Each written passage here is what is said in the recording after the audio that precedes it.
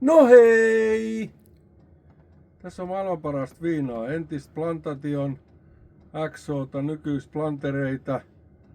Ja meitä rupesi kiinnostaa. Rommihan on tietysti 40 viinaa, muutenhan se ei voi rommia ollakaan, mutta täällä on 40 pakkastakin. Niin pistetään naruviinaa, niin kuin tätä leikkisesti sanotaan. Lasi tähän vähäksi aikaa ja katsotaan jumalauta kuinka se menee täällä 40 asteen pakkasessa. No vähän täytyy tietysti ottaakin. Mutta pistetään hiukan tuohon jähtymään ja me palaamme tää tovin kuluttua ja katsotaan kuin sillä käy.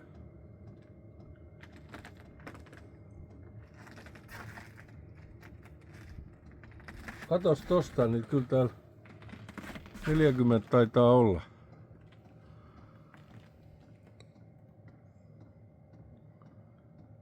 Simmottas.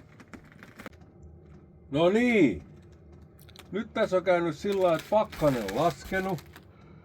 Eli lämpötila noussut. Millain päin sitä halutaankin sanoa, niin täällä on enää 36. Mutta tää oli 40. Tää on umpijöötiä tää rommi. Pamautetaan se tähän lautaselle, niin näette, että se on aika jäykkää poikaa.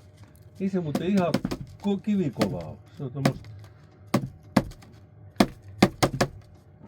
Mutta ei se nyt kovin helpollakaan täältä poistu. Jos sitä vähän lämmittää, niin irtoisiko se tosta?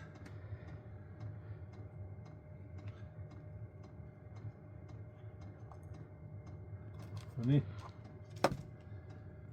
Niin kyllä tää aika jäykkää tollain rommiksi on kuitenkin.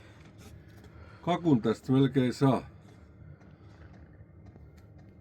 40 rommia, mutta maistetaan onko se yhtä hyvää, koska tämähän on mahtavaa rommia tää naruviina.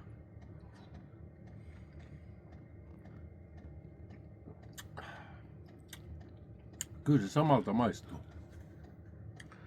Tää on erilainen tapa nauttia hyvää tynnyriviinaa. Tämmöstä täällä on se vaan kun viittii.